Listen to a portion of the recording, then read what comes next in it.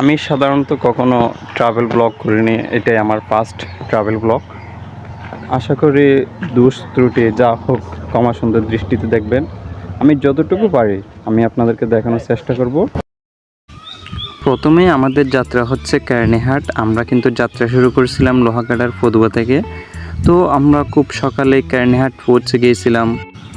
কেরানীহাট থেকে আমরা যাব রেইসে, যেহেতু আমরা যাত্রাপথ হিসেবে বেছে নিয়েছি বান্দরবান থেকে রাঙ্গুনিয়া আর রাঙ্গুনিয়া থেকে রাঙ্গামাটি। আমরা যেহেতু মেইন হাইওয়ে ধরে যাব না, যার কারণে আমরা কিন্তু রেইসেতে যাব। রেইসে গিয়ে আমরা কিন্তু বামে ইউটার্ন নিব। তো রেসে যাওয়ার আগে কিন্তু বান্দরবান ইউনিভার্সিটি আপনাদের সামনে পড়বে। এই ইউনিভার্সিটির সামনে আমরা কিন্তু একটু রেস্ট নিয়েছিলাম, অসাধারণ যে ভিউটা আছে এটা একটু দেখতেছিলাম। এরপর আমরা আবার চলা শুরু করলাম। আমরা কিন্তু প্রায় ইতিমধ্যে রেসের কাছাকাছি চলে আসছি। এখন আমরা বান্দরবান থেকে রাঙ্গুনিয়া যাওয়ার যে মেইন হাইওয়ে যেটা আছে ওইটাকে ধরার জন্য আমরা রেসের ভিতর দিয়ে যে রাস্তাটা গেছে ওইটা দিয়ে এন্ট্রি নিয়েছিলাম। এখন কিন্তু আপনারা দেখতে পাচ্ছেন আমরা হচ্ছে রেসের ভিতরে যে ছোটো যে রাস্তাটা আছে ওইটা দিয়ে যাচ্ছি, কারণ হচ্ছে আমাদের বান্দরবান থেকে রাঙ্গুনিয়া যাওয়ার যে রাস্তাটা আছে ওইটাকে ধরতে হবে। ওইটা দিয়ে আমরা কিন্তু রাঙ্গুনিয়ার যে একদম শেষ প্রান্ত আছে ওইখানে চলে যাব। ওইখানে গিয়ে ফেরি দিয়ে আমাদের হচ্ছে গাড়িগুলো পার করতে হবে। তো এত সুন্দর ভিউগুলো আসলে দেখতে দেখতে আমাদের খিদে লেগে গেছে। আমরা হচ্ছে যাত্রাপথে সকালের নাস্তাটা এখান থেকে সেরে নিলাম। এই জায়গাটা হচ্ছে রেইসের কাছাকাছি, অর্থাৎ রেইসে থেকে একটু 3-4 কিলোমিটার গেলে হচ্ছে এরকম দোকানগুলো পাওয়া যায়। রাস্তার পাশে অনেকগুলো দোকান থাকে যদিও। তো আমরা এখানে হালকা নাস্তা করে আমরা আবারও রওনা দিলাম। আবার রওনা দিয়ে হচ্ছে আমরা এখন আছি সাঙ্গু নদীর উপরে। সাঙ্গু নদীর উপরে যে ব্রিজটি নির্মিত হয়েছে, এই সুন্দর ব্রিজটা এখানে দাঁড়িয়েছিলাম একটু ছবি তোলার জন্য। এত সুন্দর ভিউ আসলে না দেখে যাওয়া যায় না। তো সাঙ্গু নদীর উপরে যে ব্রিজটি নির্মিত হয়েছে এই ব্রিজের উপরে আমরা অনেকক্ষণ দাঁড়িয়েছিলাম এবং আমরা ছবি তুললাম, ভিডিও করলাম। এই সুন্দর দৃশ্যগুলো আসলে অল্প সময়ে ক্যামেরার মধ্যে আসলে কতটুকু ধারণ করা যাচ্ছে এটা আমি বুঝতেছি না। এত সুন্দর লাগতেছিল এই পরিবেশটা, এই ব্রিজটা আরও সৌন্দর্যটাকে খুব বাড়িয়ে দিয়েছিল। তো এরপর আমরা আবারও রওনা দিলাম হচ্ছে রাঙ্গুনিয়ার যে ফেরিঘাট আছে ওই ফেরিঘাটের উদ্দেশ্যে।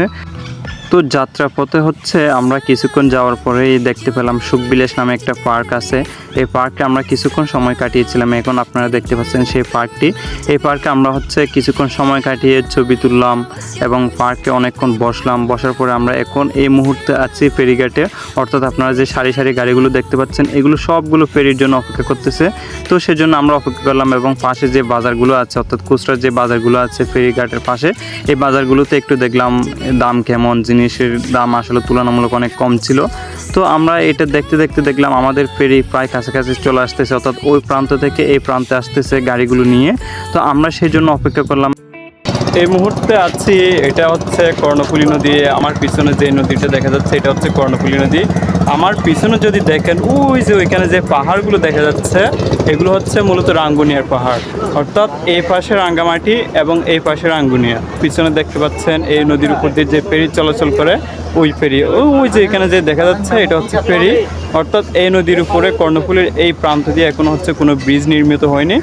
তো এখানে এখনো পর্যন্ত ফেরির উপরে নির্ভরশীল এই অঞ্চলের মানুষগুলো। আপনারা যদি এই ক্যামেরার পিছনে দেখেন এখানে কিন্তু অনেকগুলো গাড়ি সারি সারি হয়ে দাঁড়িয়ে আছে ফেরির জন্য, অর্থাৎ এখানে কিন্তু একটাই ফেরি আছে। এই ফেরিটা হচ্ছে একবার যায় এবং আরেকবার আসে। এই প্রান্ত থেকে ওই প্রান্তে যাওয়ার পর্যন্ত যতগুলো গাড়ি আছে সেগুলো হচ্ছে অপর প্রান্তে দাঁড়িয়ে থাকে অপেক্ষা করে। তো ফেরি পার হয়ে কিন্তু এবার আমরা হচ্ছে কাপ্তাই যে হাইওয়ে আছে, অর্থাৎ রাঙ্গুনিয়া থেকে কাপ্তাই যে হাইওয়ে আছে ওইটা দিয়ে আমরা গাড়ি চালাচ্ছিলাম এবং হচ্ছে এত সুন্দর লাগতেছিল এই রাস্তাটা আসলে বলে বোঝানো যাবে না। আমাদের এবারের গন্তব্য হচ্ছে কাপ্তাই থানা পর্যন্ত। থানার ওইখানে গিয়ে আমরা হচ্ছে বাম দিকে চলে যাব। পূর্ব দিকে যে রাস্তাটি দেখতে পাচ্ছেন এটা হচ্ছে সোজা কাপ্তাই চলে গেছে, কিন্তু আমরা সেদিকে যাব না। এখানে আমরা দুপুরে লাঞ্চ সেরে ফেললাম। লাঞ্চ করে কিন্তু আমরা বাম দিকে যে রাস্তাটি গেছে এটা দিয়ে চলে যাব। এই রাস্তাটি কিন্তু বাম দিকে যে রাস্তাটি গেছে এটাই কিন্তু সোজা গাগরা নামক একটা স্থানে চলে গেছে। ওইখানে গিয়ে আমরা ডানি ইউটার্ন নিয়ে একদম সোজা রাঙ্গামাটি চলে যাব, অর্থাৎ ওইটা হচ্ছে রাঙ্গামাটি যাওয়ার মেইন হাইওয়ে। ওইটা প্রায় কাপ্তাই থানা থেকে 22 কিলোমিটার কাছাকাছি ছিল। তো এখন আপনারা যে রাস্তাটি দেখতে পাচ্ছেন এটা হচ্ছে সেই রাস্তাটি, অর্থাৎ গাগরা যে নামক স্থানে ওইখানে চলে গেছে।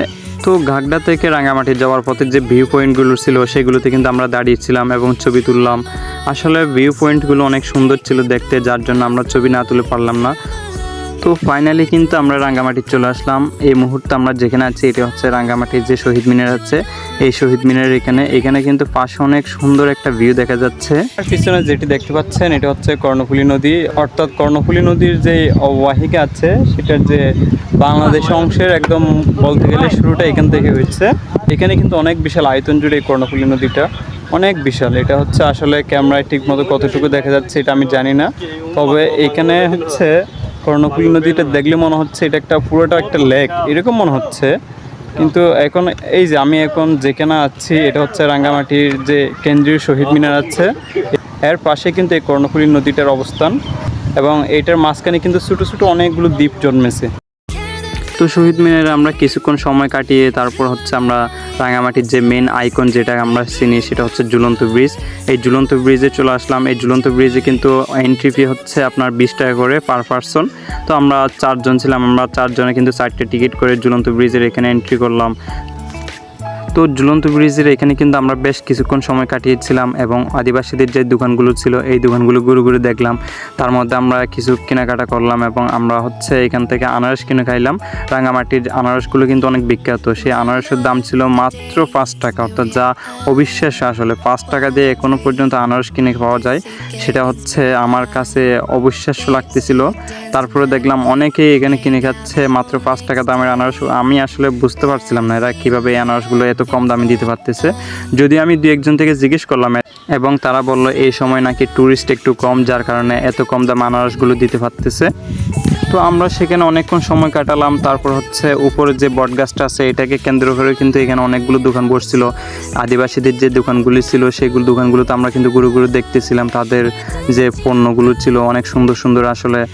তো এখানে কিছুক্ষণ ঘোরাঘুরি করার পরে এবং বেশ কিছুক্ষণ সময় কাটানোর পরে আমরা চলে গেলাম রাঙ্গামাটির আরেকটি বিখ্যাত স্পট, সেটা হচ্ছে পলওয়েল পার্ক। এখন আমরা চলে আসছি কিন্তু পলওয়েল পার্কে।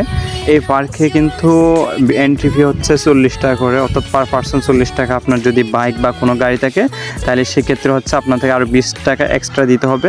তো পার্কটা আসলে বলতে গেলে অনেক সুন্দর ছিল এবং গোছানো ছিল, খুব পরিপাটি ছিল।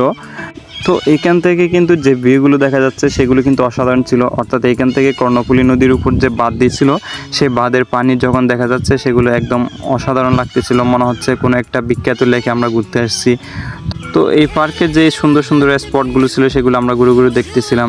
বিশেষ করে বিকেলবেলা যদি আপনি এই পার্কে ঘুরতে আসেন তাহলে আপনার অনেক ভালো লাগবে এবং অসাধারণ একটা বিকেল কাটাতে পারবেন। আমরা যেহেতু খুব দুপুরে গেছিলাম, অর্থাৎ অনেক রোদ ছিল, যার কারণে কিন্তু আমরা খুব ক্লান্ত ছিলাম, তাই আমরা খুব বেশিক্ষণ সময় এখানে কিন্তু কাটাইনি। যেহেতু আমাদের প্ল্যান ছিল দিনে গিয়ে দিনে ফিরে আসা, সেই সময়টা মাথায় রেখে কিন্তু আমরা সেই পার্কে কিছুক্ষণ সময় স্পেন্ড করে তাড়াতাড়ি চলে আসছিলাম। যেহেতু আমাদের সময় হাতে খুব কম ছিল, আমাদের কিন্তু এদিকে ফেরি ধরতে হবে। আমরা জানি হচ্ছে রাঙ্গুনিয়া থেকে কর্ণফুলী নদীর উপর যে ফেরিটা নির্মিত হয়েছিল সেটাতে কিন্তু রাত 9টা পর্যন্ত চলাচল করে, অর্থাৎ রাত 9টার পরে কিন্তু আর ফেরি চলাচল করে না। তখন আমাদের কিন্তু আসার জন্য মারাত্মক একটা সমস্যা পড়তে হইতো যদি আমরা ওইখানে খুব বেশি টাইম স্পেন্ড করি। সেই সময়টা মাথায় রেখে কিন্তু আমরা রওনা দিয়েছিলাম রাঙ্গামাটি থেকে। এই ছিল আমাদের আজকের হচ্ছে একদিনের ট্যুর প্ল্যান। আপনারা যদি একদিনের ট্যুর প্ল্যান নিয়ে রাঙ্গামাটি যাইতে চান তাহলে শুধুমাত্র এই স্পটগুলো ঘুরে দেখলে হবে, কারণ রাঙ্গামাটিতে কিন্তু আমি মনে করি একদিনের চেয়ে বেশি ঘোরার খুব বেশি কিছু নাই এখানে। এই জন্য আমরা চলে আসছিলাম একদিনের ট্যুর প্ল্যান নিয়ে। তো সবাই ভালো থাকবেন।